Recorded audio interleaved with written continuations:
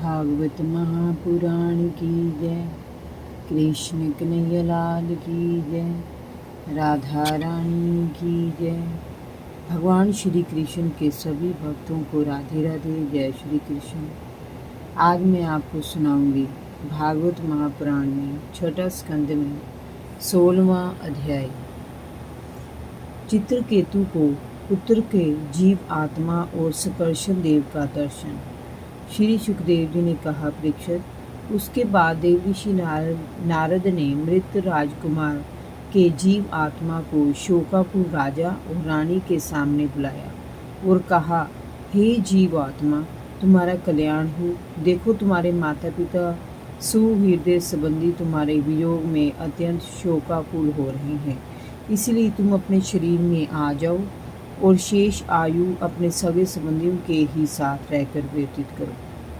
इस पर जीवात्मा ने कहा, हे देवऋषि, मैं अपने कर्मों के अनुसार न जाने कब से अनेकानेक योनियों में भटक रहा हूँ। उनमें किस जन्म में ये मेरे माता पिता हुए, मुझे कुछ भी याद नहीं है। सभी जन्मों में अलग अलग माता पिता और संबंधी रहते हैं। उनका वह संबंध तभी तक रहता है जब तक वह उस योनि में रहता है।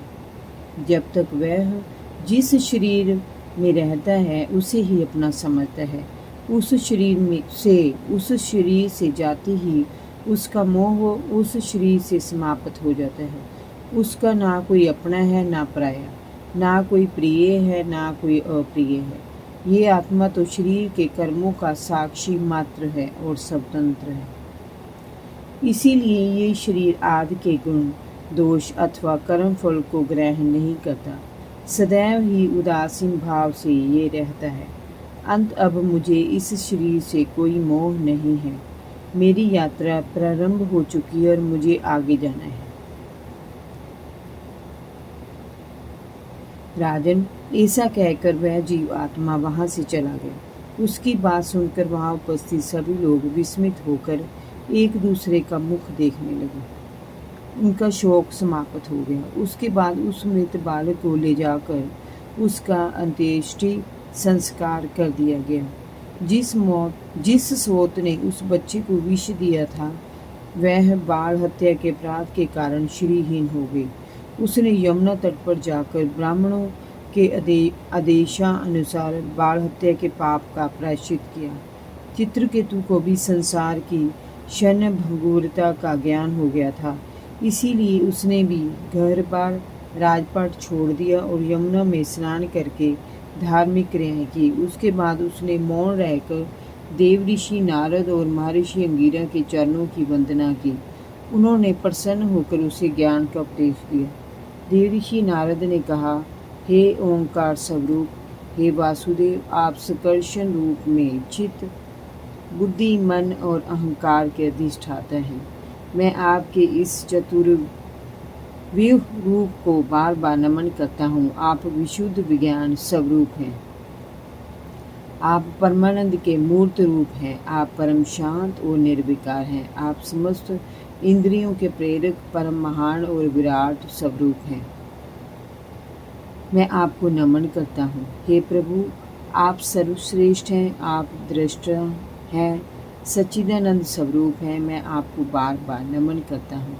राजन, इस प्रकार देवऋषि नारद और महर्षि अंगिरा चित्रकेतु को ज्ञान का उपदेश देकर ब्रह्मलोक को चले गए। राजा चित्रकेतु ने 7 दिन तक केवल जल पीकर एकाग्र मन से भगवान की स्तुति की। उस स्तुति से राजा चित्रकेतु को विद्याधरों का अखंड आधिपत्य प्राप्त हो गया।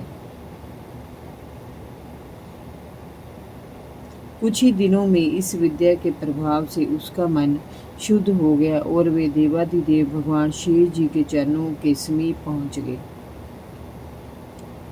वहां उन्होंने देखा कि भगवान शेष जी सिद्धेश्वरों के मंडल के मध्य विराजमान हैं। भगवान शेष के दर्शन करते ही राजा चित्रकेतु के सारे पाप नष्ट हो गए और उनका अंतःकरण शुद्ध और निर्मल हो गया। हृदय में भक्तिभाव उमड़ आया और नेत्रों से प्रेम के अश्रु छलकने लगे। शरीर का रोम रोम खिल उठा। उन्होंने भगवान शेष को नमस्कार किया और उनकी पूर्ण भक्ति भाव से स्तुति की। राजा चित्रकेतु ने कहा, हे अजित, जितेंद्रिय एवं समदर्शी साधुओं ने आपको जीत लिया है। आपने भी उन्हें अपने वश में कर लिया है। आप धन्य हैं। जो भी निष्काम भाव से आपकी उपासना करते हैं उन पर आप अपनी कृपा करते हैं। आप इस जगत के जन्मदाता, पालनकर्ता और सहारक हैं। ब्रह्मादि भी आपके अंश है, फिर भी वे पृथक रूप से अपना कार्य संपन्न करते हैं। सूक्ष्म से सूक्ष्म परमाणु और विशाल से विशाल पदार्थों और जीवों से आप ही विराजमान हैं। फिर भी आप उसके आदि, मध्य और अंत से रहित स्वतंत्र हैं। हे प्रभु, ये ब्राह्मण कोश जो पृथ्वी आदि एक से एक दोगुने 7 आवरणों से घिरा है और अपने ही समान ऐसे दूसरे करोड़ों ब्रह्मांडों के सहत आप में एक परमाणु के समान घूमता रहता है, फिर भी उसे आपकी सीमा का पता नहीं है। इसीलिए ज्ञानी आपको अनंत कहते हैं। हे परमात्मा, आप ज्ञान स्वरूप और निर्गुण हैं।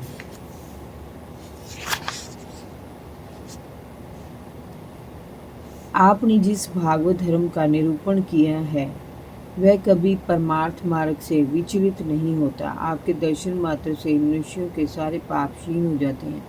आपके नाम के प्रभाव से चंडाल और नीच व्यक्ति भी संसार चक्कर से मुक्त हो जाते हैं। आप ही संपूर्ण जगत के आत्मा है। इस संसार में प्राणी जो कुछ भी करते हैं उसे आप तत्काल जान जाते हैं। आपका स्वरूप अत्यंत शुद्ध है। मैं आपको नमन करता हूँ। चित्रकेतु की स्तुति से प्रसन्न होकर भगवान शेष ने कहा, राजन, हे राजन, देवऋषि नारद और ऋषि अंगीरा ने तुम्हें जो उपदेश दिया है उसके द्वारा तथा मेरे दर्शन से तुम पूरी तरह सिद्ध हो चुके हो। मैं ही जगत की आत्मा हूँ। ये जगत मेरे द्वारा ही कल्पित है और स्वप्नवत है। सोया हुआ पुरुष जिसकी सहायता से आप अपनी निद्रा और उसके अति धीरे सुख का अनुभव करता है, वह ब्रह्म मैं ही हूँ। उसे तुम अपनी आत्मा समझो। पुरुष निद्रा और जागृति दोनों ही अवस्थाओं का अनुभव मेरे द्वारा ही करता है। जब जीव मेरे स्वरूप को भूल जाता है तब वह अपने को अलग मान बैठता है। इसी से उसे संसार के चक्कर में फंसना पड़ता है और जन्म मृत्यु के चक्कर में पड़ा वह घूमता रहता है। ये मनुष्य योनि ज्ञान और विज्ञान का मूल स्रोत है। जो इसे पाकर भी अपने आत्म स्वरूप परमात्मा को नहीं जान लेता उसे कहीं किसी भी योनि में शांति नहीं मिल सकती। राजन, सांसारिक सुख के लिए जो कर्म किए जाते हैं उनमें शर्म और क्लेश है। जिस सुख के लिए वे किए जाते हैं उनसे दुख ही दुख प्राप्त होता है। मनुष्य जब कर्मों से पूरी तरह अलग हो जाता है तब उसे किसी प्रकार का भी भय नहीं होता। जगत के सभी स्त्री पुरुष इसीलिए कर्म करते हैं कि उन्हें सुख मिले और उनका दुखों से पीछा छूटे, परंतु इन कर्मों से ना तो दुख दूर होता है और ना उन्हें सुख की प्राप्ति होती है। जो लोग योग मार्ग का तत्व समझने में चतुर हैं उनको भली भांति समझ लेना चाहिए कि जीवन का सबसे बड़ा स्वार्थ और परमार्थ केवल इतना ही है कि वह ब्रह्म और आत्मा की एकता को अनुभव कर ले। राजन, श्री हरि के वचन सुनकर चित्रकेतु को ब्रह्म ज्ञान हो गया और शेष भगवान अंतर ध्यान हो गई। जय जय श्री राधे। भागवत महापुराण की जय। कृष्ण कन्हैया लाल की जय। राधा रानी की जय। भगवान श्री कृष्ण के सभी भक्तों को राधे राधे। जय श्री कृष्ण।